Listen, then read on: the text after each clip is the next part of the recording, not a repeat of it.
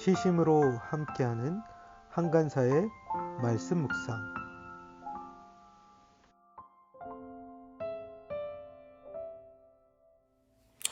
여러분 안녕하세요. 오랜만에 다시 말씀 묵상, 한간사의 말씀 묵상 시간으로 돌아왔는데요.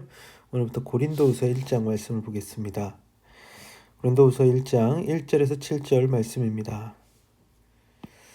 하나님의 뜻으로 그리스도 예수의 사도가 된 나 바울과 형제 디모데가 고린도에 있는 하나님의 교회와 온 아가야에 있는 모든 성도에게 이 편지를 씁니다.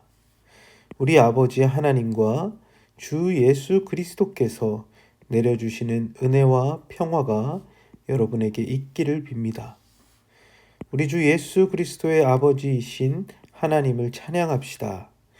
그는 자비로우신 아버지시오, 온갖 위로를 주시는 하나님이시오, 온갖 환난 가운데서 우리를 위로하여 주시는 분이십니다. 따라서 우리가 하나님께 받은 그 위로로 우리도 온갖 환난을 당하는 사람들을 위로할 수 있습니다. 그리스도의 고난이 우리에게 넘치는 것과 같이 그리스도로 말미암아 우리의 위로도 또한 넘칩니다. 우리가 환난을 당하는 것도 여러분이 위로와 구원을 받게 하려는 것이며, 우리가 위로를 받는 것도 여러분이 위로를 받게 하려는 것입니다. 여러분은 이 위로로 우리가 당하는 것과 똑같은 고난을 견디어냅니다.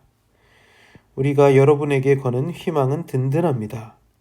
여러분이 고난에 동참하는 것과 같이 위로에도 동참하고 있음을 우리는 알고 있습니다. 아멘. 고린도후서 말씀은 사도 바울이 고린도 교회를 위해서 쓴 편지죠. 고린도 교회는 문제가 많았던 교회이지만 또한 복음으로 말미암아 변화된 사람들이 그리스도 안에서 하나됨을 이뤄가며 성장해 갔던 교회입니다. 오늘 말씀을 통해서 바울이 교회를 향하여 또 하나님께서 그들에게 어떠한 권면의 말씀을 주는지 살펴보기를 원합니다. 바울은 먼저 자신을 하나님의 뜻으로 그리스도 예수의 사도가 되었다라고 말합니다. 그가 사도가 됐던 것, 그는 하나님의 뜻으로 말미암아 되었으며 예수 그리스도의 사도라라고 말하죠. 바울과 함께 있었던 디모데가 또한 역시 고린도에 있는 하나님의 교회와 온 아가야에 있는 성도에게 편지를 쓴다라고 말합니다. 그러면서 그들에게 어떻게 인사합니까? 아버지 하나님과 주 예수 그리스도께서 내려주시는 은혜와 평화가 여러분에게 있기를 빈다라고 말하죠. 하나님 아버지와 그리스도로부터 은혜와 평화가 그들 가운데 있기를 빌고 있습니다. 바울은 자신이 하나님의 뜻으로 말미암아 사도가 되었다 하는 것을 인식하며 그들을 향하여 하나님 아버지와 예수 그리스도의 은혜와 평화가 있기를 빌고 있습니다. 그러면서 이제 본격적인 그들을 향한 메시지를 주는데요. 먼저 그는 하나님을 찬양하자 고백합니다. 주 예수 그리스도의 아버지이신 하나님을 찬양합시다. 왜입니까? 그 하나님은 자비로우신 아버지요, 온갖 위로를 주시는 하나님이시다라고 말하고 있죠. 바울은 고린도후서 1장 1절에서 7절까지 위로라는 말을 계속해서 반복해서 얘기하는데요. 하나님은 다양한 온갖 은혜를 주시는 하나님이시다. 자비롭고 위로를 주시는 하나님. 그러면서 온갖 환난 가운데서 우리를 위로하여 주시는 분이십니다. 초대교회 가운데 여러 환난들, 바울이 복음을 전하면서 당하는 여러 환난들 가운데 그 하나님이 위로하여 주셨다. 따라서 우리가 하나님께 받은 그 위로로 우리도 온갖 환난을 당하는 사람들을 위로할 수 있습니다. 말하고 있죠. 바울은 하나님이 그를 위로하실 뿐만 아니라 또 하나님께 받은 그 위로로 온갖 환난 당한 사람들을 위로할 수 있게 되었다라고 말씀하고 있습니다. 그리스도의 고난이 우리에게 넘친 것과 같이 그리스도로 말미암아 우리의 위로도 또한 넘칩니다라고 말하고 있죠.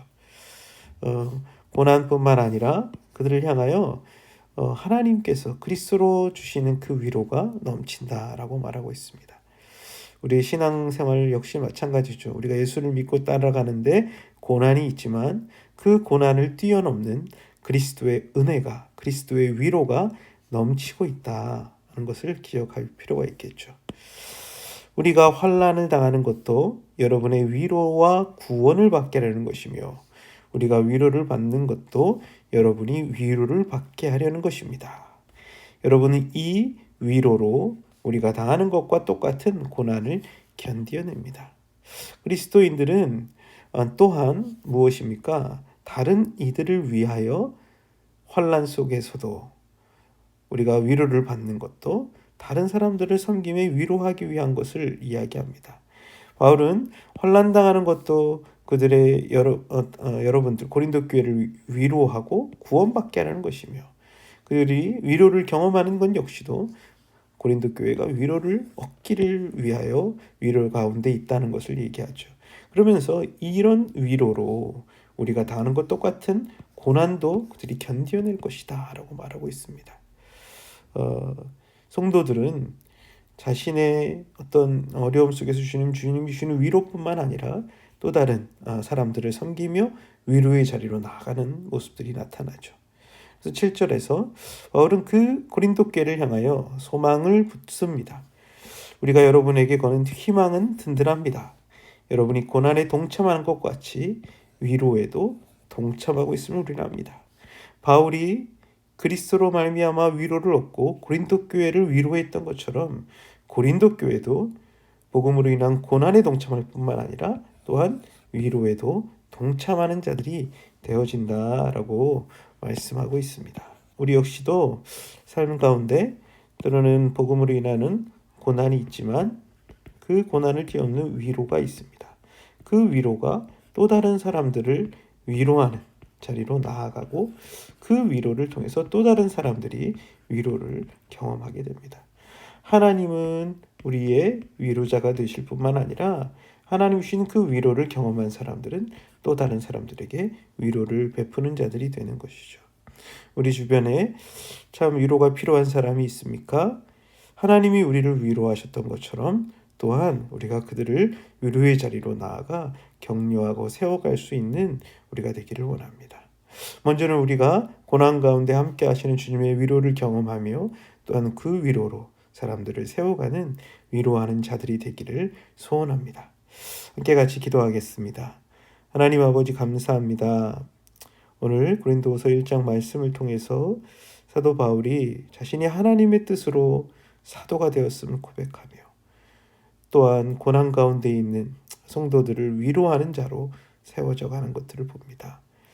위로의 근원이신 하나님께서 바울을 위로하셨던 것처럼 또한 그 위로로 말미암아 또 다른 사람들을 위로하며 세워갔던 것처럼 우리의 삶 가운데 주님의 위로를 경험하게 하시고 그 위로로 또 다른 사람들을 위로하고 세워가는 삶이 될 수 있도록 은혜 베풀어 주옵소서.